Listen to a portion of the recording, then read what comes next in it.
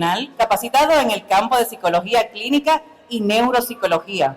Su formación académica incluye una licenciatura en psicología clínica por la Universidad OIM, una maestría en psicología clínica de la UAS. También tiene una maestría en neuropsicología y educación de CEUP.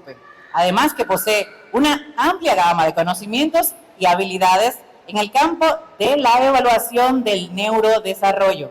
Con el tema Intervención Temprana del TEA, recibimos al licenciado Heisenberg Trullar. Acá.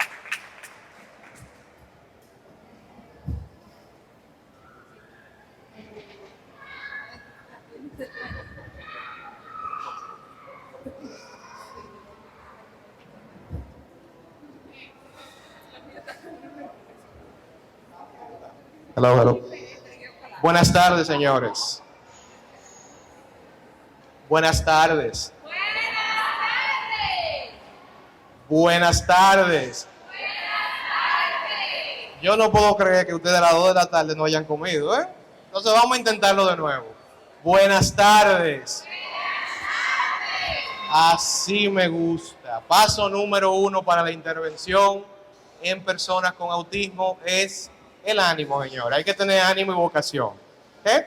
Entonces, como ella mencionaba, mi nombre es Heisenberg y soy parte de la Fundación Dominicana de Autismo desde hace 27, 28 años que estamos ya en el trabajo con personas con autismo.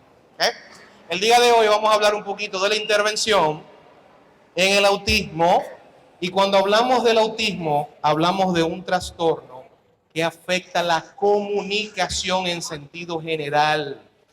Y cuando hablamos de comunicación, la gente entiende que solamente es lenguaje y habla. ¿Okay? Ahora, ¿de dónde viene esto? Que es la definición ya por excelencia. Como el caballero mencionaba y como mencionó la amiga, viene porque hay una hiperestructuración de ciertas áreas del cerebro. Normalmente, la que más impacta es el proceso sensorial. ¿Y por qué esa es la que más impacta? Porque las neuronas de las personas con autismo son un poquito más grandes. Y cada vez que la persona con autismo percibe la luz, percibe el sonido, percibe las sensaciones térmicas, las percibe aumentada por 10 veces. Entonces ahí ponemos la analogía del motoconcho, para que entiendan esa parte de las neuronas. ¿Cuántas personas caben en un motoconcho? ¿Cuántas personas caben en un motoconcho? 2. Hay uno allá que dice 5. Entonces volvemos y hacemos la pregunta. Por lógica y sentido común, ¿cuánta gente cabe en un motor? 2, ¿verdad? Pues imagine que cada pasajero de ese motor es un estímulo sensorial. El motor es la neurona, ¿verdad?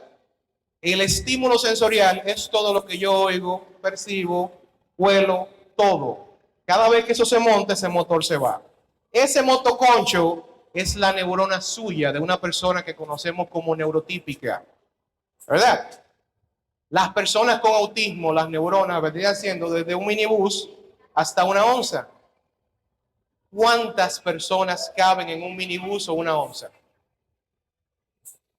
Entonces, ahí pasa un proceso que es el que se conoce como el trastorno de la vieja que guarda. Ustedes han visto a esta señora que comienzan a meter cosas en un closet. ¿Quiénes aquí hacen eso? Que son guardadores compulsivos. Mira, que ella está antiguo. El cerebro de la persona con autismo le cuesta descartar los estímulos y los graba y los registra de forma mecánica, afectando algo que llamamos como memoria de corto plazo. Entonces, toda la información que yo estoy adquiriendo, toda la información que yo veo, percibo como persona con autismo, la registro de una forma mecánica. Esto me da una ventaja estratégica porque me da una memoria muy poderosa, pero al mismo tiempo hace que para yo encontrar cualquier información, como esa vieja que guarda, que llegó Navidad y hay que buscar las luces, pero las luces están debajo de un desorden, Sigue pasando. Sigue para acá. Sigue. Las luces están ahí, dale para atrás. Las luces están ahí. En ese cerebro hay de todo. A veces usted cree que la persona con autismo no aprende y la persona con autismo sí aprende. Inclusive, sus procesos de memoria son más poderosos que los de usted y los míos. Ahora, una memoria donde yo no puedo discriminar hace que yo tenga muy poca utilidad de la misma. Por eso tenemos que entrenar, más que todo, a que él organice esa información y pueda indexarla y acceder a ella. Para la próxima.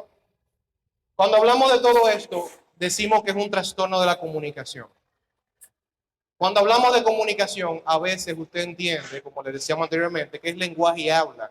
Y la comunicación es un proceso que va evolucionando según la edad. En los niños pequeños la comunicación es muy motora, es psicomotriz. Los niños se traducen, que comunican a través de gestos, a través de procesos motores. Pero cuando el niño va evolucionando, que ya está entrando en 7, 8 años, necesita procesos verbales para poder integrarse. Y después que llega a la adolescencia, necesita un patrón de conducta social adecuado. Y ese proceso de comunicación debe abordarse desde muy pequeña edad. Dale para allá. Dale otra vez, ya lo expliqué. Ahora, ¿cuáles son los signos que tú vas a ver en autismo inicialmente? ¿Qué? El autismo se diagnostica o prediagnostica, dale un poquito más para adelante, al año y medio, un año dependiendo del nivel de desarrollo del niño. ¿Qué? Al año y medio se diagnostica o prediagnostica autismo. Ahora, el diagnóstico se cierra después de los 7 años de edad. ¿Y por qué se cierra después de los 7 años? Porque cuando tú evalúas autismo, tienes que descartar que el niño no tenga un déficit de atención junto con el autismo. Tienes que descartar que no haya una discapacidad intelectual o un trastorno de desarrollo intelectual junto con el autismo. Aparte de eso, dale para adelante, Marisa. La evaluación diagnóstica del autismo ya es un proceso que es médico-psicológico. No es un proceso netamente psicológico. ¿Por qué? Porque en autismo hay mucha comorbilidad neurológica, viene mucha epilepsia en muchos casos, en un 40% de las personas con autismo. Los procesos de paroxismo, que no son epilepsia, son descargas, por la misma realidad que mencionamos anteriormente del autismo, tienden a ser muy impactantes en el desarrollo del niño. Y tú tienes que aislar que ese niño, el trastorno del sueño que tiene, la falta de atención que tiene, todos los problemas de memoria que tiene, no vienen de un perfil biológico, porque esto no lo va a corregir una terapia. Y ustedes no se imaginan la cantidad de casos que yo he visto de niños en 5 y 6 años de terapia que cuando evaluamos a fondo tienen una condición médica agregada. El autismo, cuando viene sin condiciones médicas o cuando las condiciones médicas están estabilizadas, avanza extremadamente rápido. Porque ya cuando tú estás hablando de esto, no estás hablando de autismo, estás hablando de autismo y una comorbilidad. Este proceso, dale para adelante, al igual que los otros estudios médicos, ustedes no se imaginan, 12% de los niños que llegan a nuestras consultas llegan con problemas de audición y lo diagnostican con autismo. Y cuando tú vas a ya hacer el proceso de restablecer esas condiciones médicas, cuesta mucho más trabajo porque el niño no tiene registros auditivos. Pero asimismo también, dale otra vez para adelante, está el perfil genético, señores. Existen más de 200 afecciones genéticas que dan cuadros clínicos de autismo. No es lo mismo una condición genética con rasgos autísticos que autismo. Entonces, todos estos procesos, dale para adelante más para adelante, y la parte de logopedia también, el aspecto de todo lo que tiene que ver con evaluaciones de los órganos que trabajan en la fonoarticulación del niño, que muchas veces tú tienes un niño con una situación logopédica y por eso no accede al lenguaje. Y no es que él no se pueda comunicar, es que el habla requiere de un proceso que es neurológico en el sentido de que tengo que tener una capacidad física para emitir sonido y tengo que tener el funcionamiento neurológico para poder registrar y utilizar el lenguaje, lo que se conoce como área de Broca y de Wernicke. Si yo tengo una afectación en cualquiera de esos órganos fonoarticulatorios, voy a tener un niño también con una situación a nivel de comunicación en la parte del lenguaje y del habla. Para adelante. Y luego, qué bueno que trajeron al doctor Rijo para acá, que nos va a explicar también de la parte gastrointestinal. Hay niños que tienen procesos muy específicos a nivel gastrointestinal y que requieren de cierto abordaje médico para poder evolucionar. ¿Okay? Después que tú tienes el diagnóstico, porque ese es el proceso inicial para hacer cualquier tipo de intervención temprana adecuada. ¿Y por qué es tan importante la parte de la intervención temprana? El cerebro, señores, pasa por un proceso que se llama neuroplasticidad. ¿Ustedes han jugado alguna vez con masilla? Sí.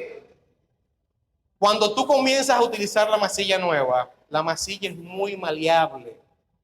Es fácil de crear una forma con ella. Pero al momento que tú comienzas a utilizarla, la masilla se sigue endureciendo y se pone más dura cada vez. Lo mismo pasa con el cerebro humano en diferentes etapas de desarrollo. La masilla, después tú vas a poder moldearla, porque independientemente de que se ponga dura, tú le vas a hacer fuerza y se va a moldear. Ahora, ¿ustedes saben en qué se traduce eso en un niño con autismo? Esa pérdida de plasticidad se traduce en mucha más terapia, en muchos más procesos de intervención. Y adivinen qué se traduce para ustedes o para los padres: en dinero.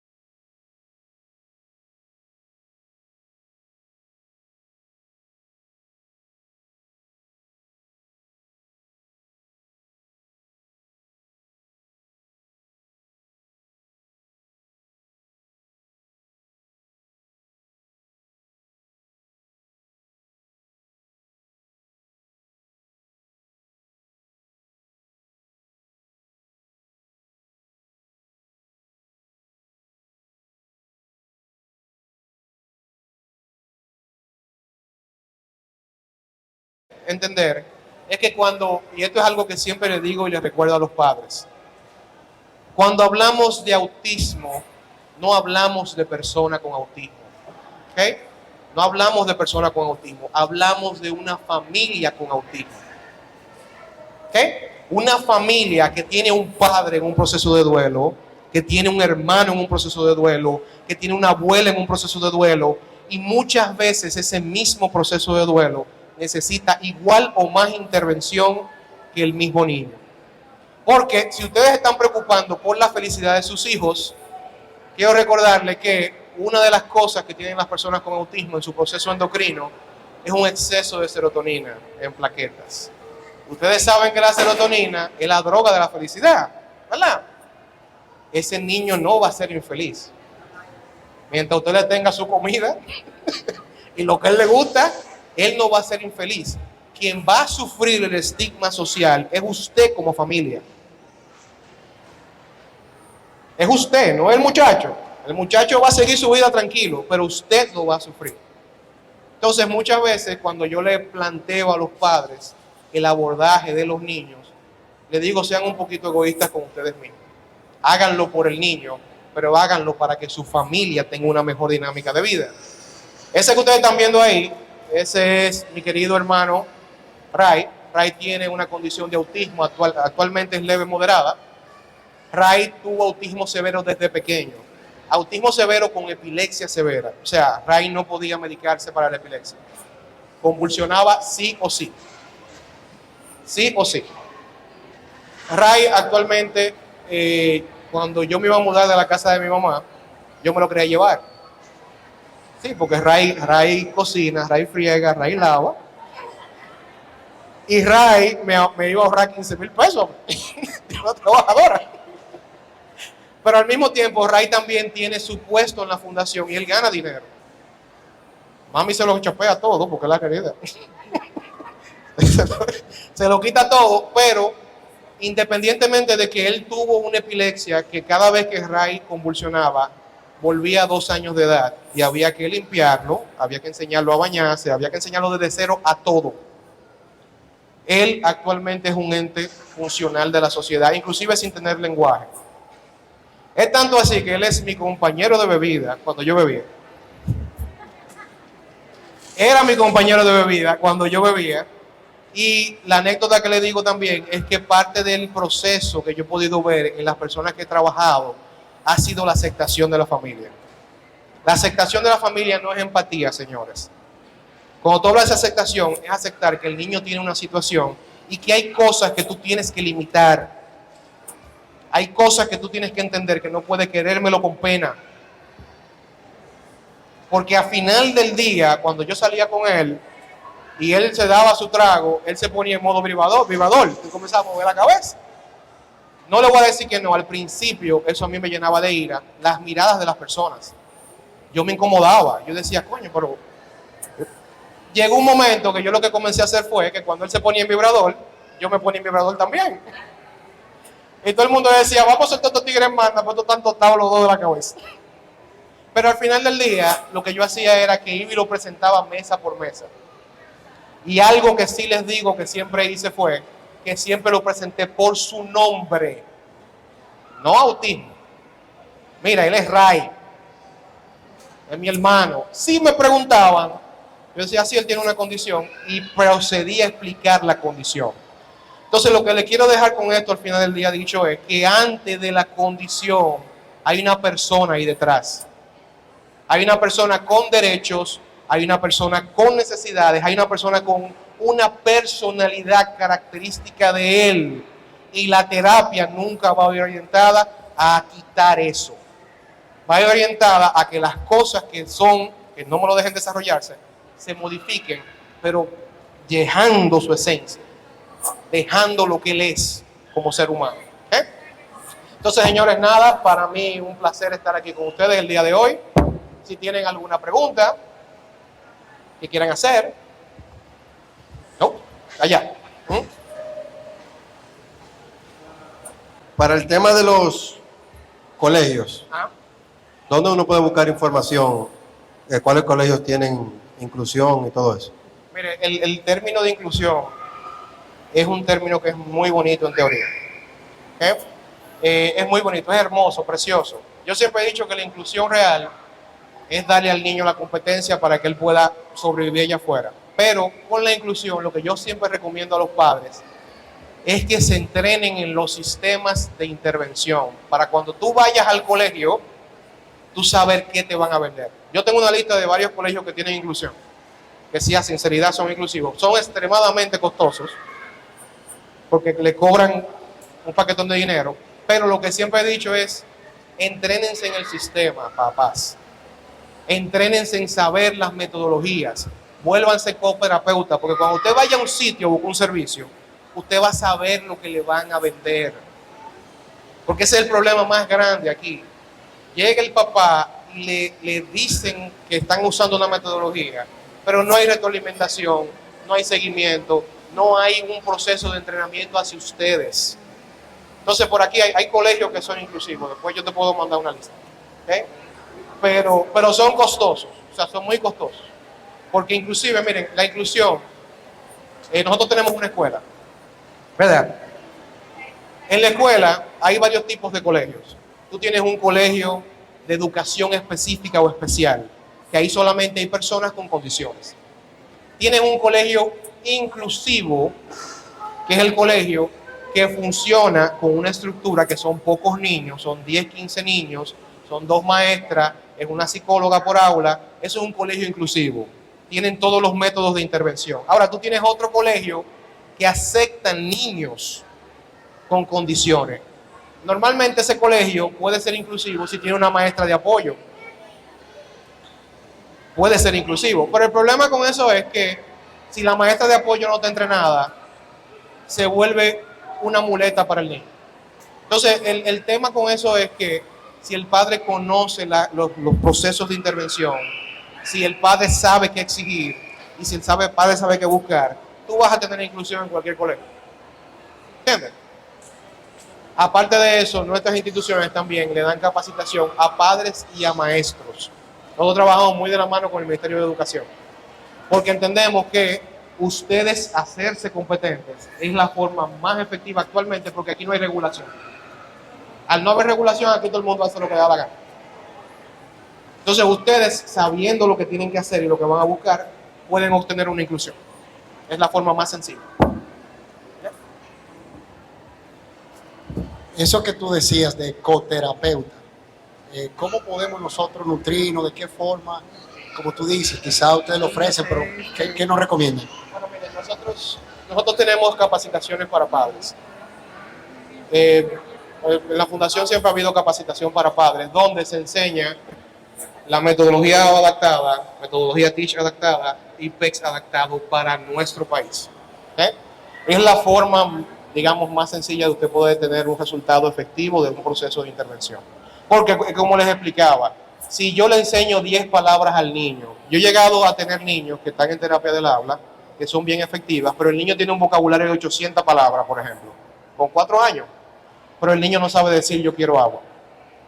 Entonces hay un proceso que es la parte pragmática, la parte práctica, que el padre sí o sí, señores, miren, eso yo no se lo estoy diciendo porque el padre sí o sí debe saber manejar esos procesos en la casa. A menos que ustedes contraten un terapeuta que vaya a su casa y se siente 6 horas como en Estados Unidos. Perfecto, pero si no, tienen que saber sí o sí. Sí o sí. Cuando el terapeuta le pone los ejercicios, ustedes tienen que hacer su ejercicio en la casa. Ustedes tienen que darle ese seguimiento. Y no es que ustedes van a ser terapeutas, usted no se va a sentar directamente a enseñarle la acción al niño. Ustedes van a hacer que él la use de forma funcional. Y eso funciona. Eso es lo que pudimos yo tengo 28 años trabajando con autismo. Y el único avance que yo he visto ha sido el abordaje completo, médico, con todo lo que necesita, y el proceso de integración de la familia en este país. En Estados Unidos no, y en Europa tampoco, pero aquí es la única forma. Hemos podido entender. ¿Ah?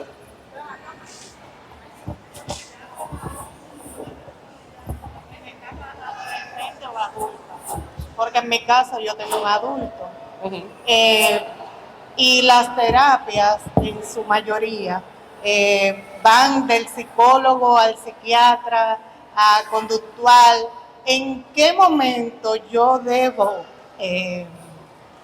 percatarme de que es un neurólogo que yo debo llevarlo? Porque muchas veces no lo pasan al neurólogo, sino que te mandan al psiquiatra y el psiquiatra al psicólogo. Depende de las conductas que él esté realizando. Normalmente, miren, la mayoría de casos de autismo muy severo tienen una condición agregada. Es un porcentaje muy alto. ¿Okay? Entonces, si ya dependiendo de lo que el niño o el adulto esté realizando, entonces se requiere de ese descarte. Eso es parte de la evaluación, señores. Eso no es que cuando tú lo vas a llevar, es que eso debió ser parte de tu evaluación inicial. La resonancia y el electroencefalograma ya están indicados, inclusive a nivel de manual diagnóstico. Ya se exigen. La resonancia y el electroencefalograma se exigen. Porque si yo tengo una lesión en cualquier sitio cercano al sistema límbico, yo voy a tener un comportamiento autístico que no se va a mejorar con terapia, entiendan esa parte. Esos son casos, son los menos. Pero el problema es que hay muchos que tienden ese proceso y eso tiene que descartarse todo eso. Entonces, si tú no lo has llevado normalmente, tú tienes que ver, mira, cualquier alteración del sueño, cualquier alteración en torno a lo que es el proceso de aprendizaje, todo eso debe ser descartable, porque tú puedes tener una base fisiológica. Ya después de ahí, usted lo rompe a terapia para que funcione. Pero la parte adulta aquí es un poquito compleja, porque casi no hay terapeutas para adultos. Es muy complejo y depende del nivel que él tenga y lo que tú quieras lograr, porque tú tienes que crear un plan de vida. Si él habla y todo, y se comunica. Él está en segundo. Entonces, normalmente con esas personas que están ya en la universidad, se hace una planificación de vida. Tú vas a estructurarle, acorde a sus necesidades y lo que él quiere, un plan de vida muy específico para él. No lo que la gente quiera, no lo que se espera, sino acorde a él. Yo he tenido muchachos que he tenido que conseguirle beca en el ITLA para que aprendan a programar videojuegos, porque eso yo están metido con esa vaina en su cabeza. Y están con eso ahí, digo yo, bueno, mijo, ¿y qué vamos a hacer? ¿Le vamos a decir ahora que va a ser cocinero si es lo que le gusta de los juegos? Vamos a buscarle la forma de que él haga dinero con esa vaina, porque al final del día eso es lo que yo le digo a ellos. A lo grande, cuando nos llevan allá, tú tienes dos opciones. Aquí tú puedes opinar cuando tú pagues renta. Busca la forma de independizar. Y esa dinámica, aunque parezca muy cruda, ustedes tienen que entender esa parte. Porque crearle necesidades a la persona es lo primordial para que él sea independiente. Si él no tiene necesidades, yo tengo gente graduada con honores que sus intereses son ver Crunchyroll y comerse una papita. Entonces, el muchacho me mira y me dice, yo lo único que quiero es ver Crunchyroll y comer una papita, y eso yo lo hago con $1,000 a la semana. ¿Cómo le quito esa lógica a ese muchacho? Dime. Y cuando le digo, ¿y si tu mamá te muere? Yo sobrevivo con un cartón de huevo. Legal me lo dicen a sí mismo porque no hay filtro social. Y esas son situaciones que tú tienes, se crean con adultos, son más difíciles. Pero eso es lo primero que ustedes tienen que crear en la infancia. Necesidades. Nada, señores, un placer para mí estar por acá. Hacemos el